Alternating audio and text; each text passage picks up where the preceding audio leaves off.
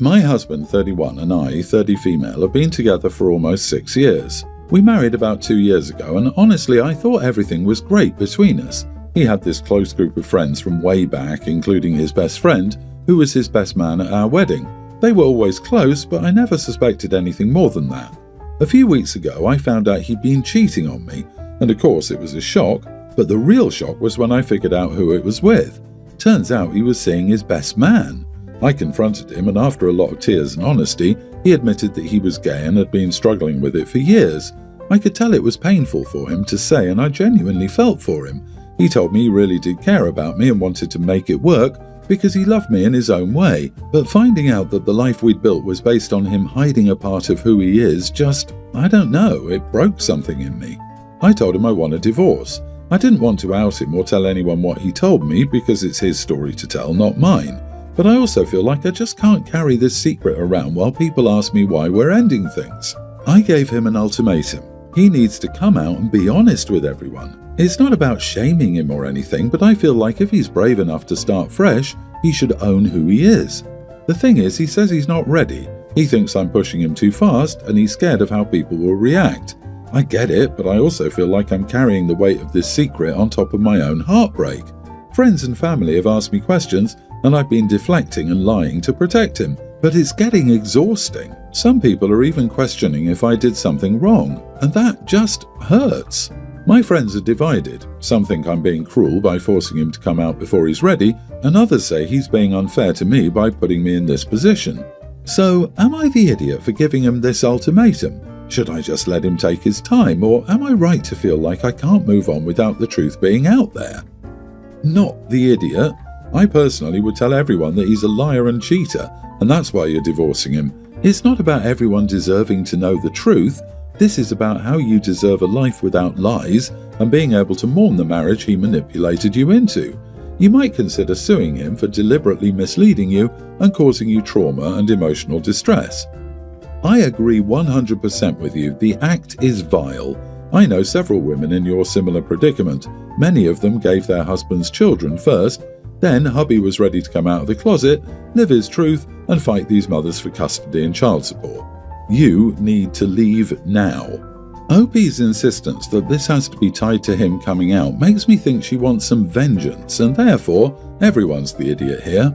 OP, I think you have two answers when people ask you why you're getting divorced. That won't out him until he's ready. They also don't require you to lie. The first is that you both realize you want different things, and you both want to end it now while you still care for each other. If people push on what that is, you say that you're not ready to talk about it, but they can ask X to see if he will share. Then just repeat that they should talk with your ex. Since when did the cheaters have the right to say how things end and how people react? 6 years? He stole the most important 6 years of your life. This idiot has lied to you every single day you've known him. He doesn't love you. He's manipulated you and continues to. He deserves absolutely nothing. Who gives a heck if he's not ready? He was ready to use you as a cover. He was ready to waste your life for his own benefit. He was ready to induce you into a sham of a marriage. Why didn't he just stay single and in the closet? Get angry. You have a right to be. Leave and tell whoever you want. It's your story now.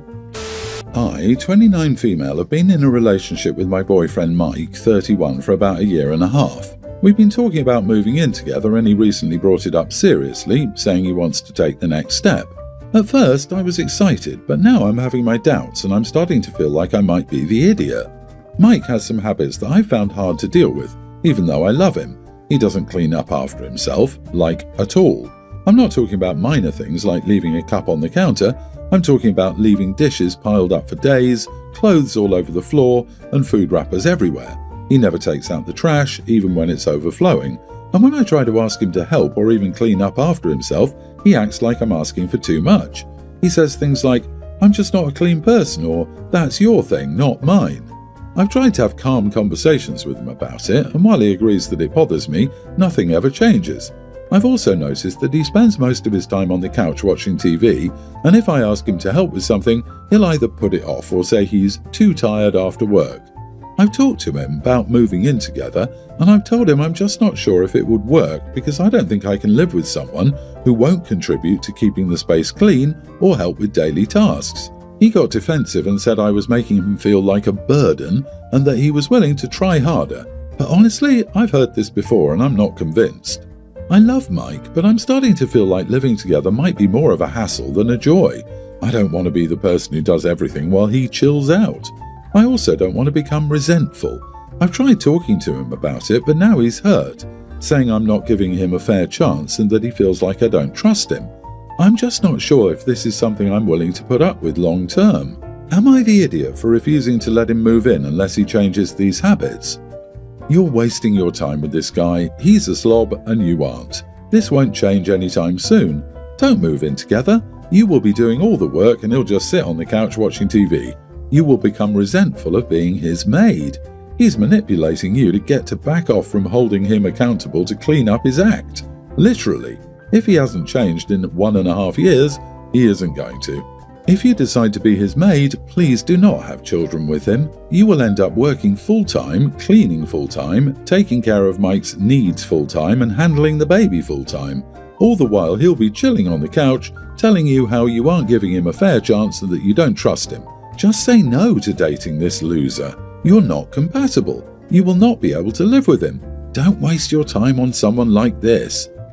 I don't like the phrase, "you're not compatible" in this context. It makes it seem like both are just different people with ways of living that are equally valid and correct, just not compatible, when in reality one is a normal, well-adjusted adult person and the other is akin to an immature teenager.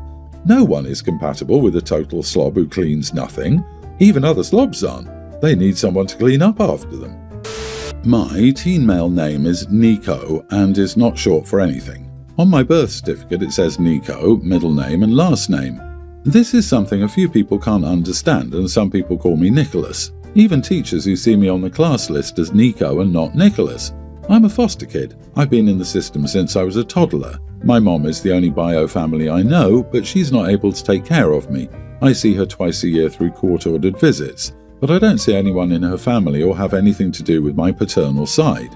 I've been with my current foster family for 3 years and I'm really happy with my foster parents and foster siblings. My foster parents actually want to help the kids they foster and their kids are cool with their parents fostering and don't bully me or others for stealing their families. So I hope I get to stay until I age out of the system.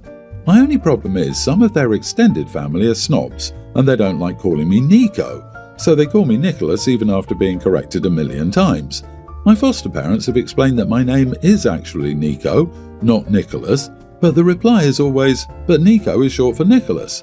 A couple of the extended family members have encouraged me to change my name because Nicholas sounds much more professional for an adult male, which I will be soon. I was like, no thanks.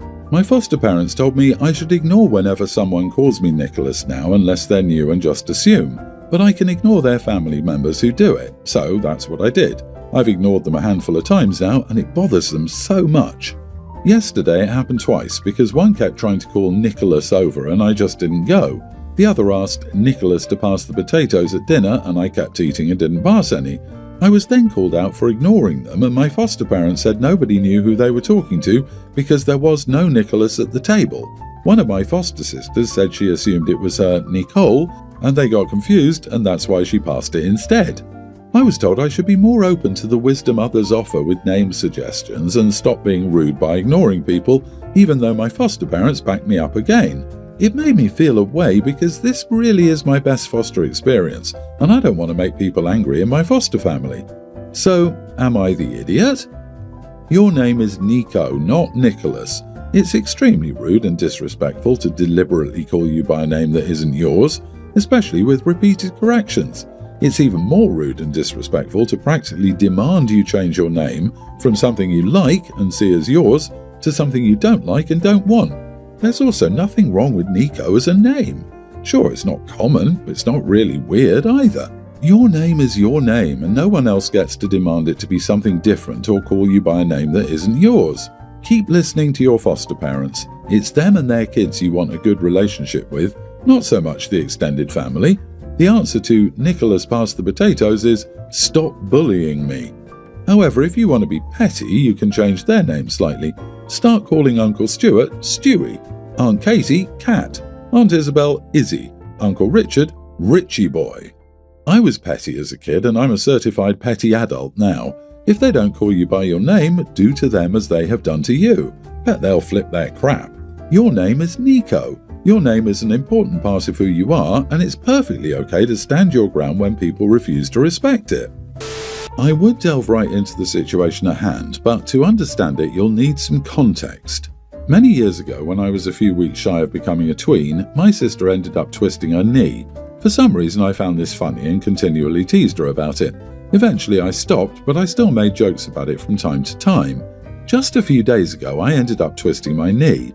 It was painful, and I was stuck on the floor of the house for a solid 10 minutes, not being able to do anything. I would have asked my mother to help me, but she was in the shower. So I call out for my sister, who walks up to me and proceeds to laugh in my face. She just continually teased me until she went back to her room, leaving me there, unable to walk or move at all, really. Eventually, I was able to get up, but only after about 30 minutes. Am I the idiot for not forgiving my sister for this? You laid there for 10 minutes without food or water? How did you survive? You are the idiot. Karma. She had to put up with your teasing for a year. You've had it once. And something tells me a tween who bullied her older sister over an actual injury for over a year probably didn't miraculously become a kind, loving sister after that. Yeah, why didn't you laugh at yourself too? Surely you should have been able to see that it was still a funny thing to happen. Are you angry at her, or are you feeling like crap because you now understand how terrible it is to laugh at someone's pain? The sister is 23. If you leave your sibling in pain on the floor at 23, it doesn't matter if they were a little mean to you when they were a tween. Not the idiot, unless everybody in the world who was ever a child is an idiot. Did you act like an idiot as a tween? Of course you did. The whole point of childhood is to give you repeated opportunities to learn not to be one. That said, I can't blame her for cracking up, but she should have helped you. My 52 female son, 22, started bringing his girlfriend over a little over a month ago. The first time he brought her over, I took it quite formally and cooked up a feast, but it soon became obvious it was becoming a daily thing and not just a one-time formal thing. At the first meeting, she came quite a bit late and the food was cold by the time she arrived. No pardons or anything, and when we were done, everyone helped to pack up. And we thought she would kind of get the notion, but since it was her first time here, we didn't say anything. As for desserts, I like to do this thing. For example, for cupcakes, I would prepare the icing, and everyone would gather and decorate their dessert. But she made it quite clear from the get-go that she wasn't interested in it and stuff. So for basically the last month, she's almost here daily, and she would request specific dishes with no thanks and stuff. My other son, nearly adult male, has also gently verbally called her out on not contributing anything, but she said something along the lines of, "No ring, no wife duties." I don't see this as a wife's duty. I would do this for my friends, and everyone in my house put a hand in, my daughter's husband and sons. So today, when my son told me that she requested a specific meat pie for dinner, I was quite done. However, I don't want to affect my relationship with my son over this, especially since he really likes her a lot, but I'm really considering banning her from our dinners. So, am I the idiot for banning my son's girlfriend from my house? Edit, the reason I have such a big problem with this is because my other children have brought their mates back. My oldest son and his girlfriend live in my house, but none of them have a problem like this. It was almost natural for them to contribute. Also, I don't have a problem with not wanting to decorate, but it's the idea of her not joining in with the family. For example, on movie nights, she would just stay in the room alone, and even my son was in the living room. So this girl you barely know is showing up daily, requesting specific meals but not helping with prep, setting the table, participating in food rituals, decorating desserts, helping clean up, or even saying thanks. You should tell your son she needs to learn some manners and, at a minimum, won't be welcome to family meals until she learns some. Also, the nerve to request a specific meal. Jesus, I've been with my partner for 12 years and only ever requested something from my in-laws when they wanted to cook me a birthday dinner, and they asked me what I wanted. I will be having meat pie for dinner, woman, and no, I shall not be assisting in clean-up, for unlike you, I am not a wife enslaved by her marriage. Chop chop, peasants. Girlfriend is behaving abominably, but the son is worse, bringing her around and continuing to do so after she behaves so disrespectfully. OP has a son problem. Legitimately, I'm like, why aren't you telling your son off? This is clearly as much a son problem as a girlfriend problem. He is not a child. Your son is 22 and an adult. The next time he lets you know his girlfriend requests a specific meal, ask him which night they would like to cook that for the family. If the two of them are eating nightly meals with you, they can be responsible for cooking and cleaning up 2 times a week. Otherwise, I'd make whatever you want and give them the name of a restaurant that makes that dish.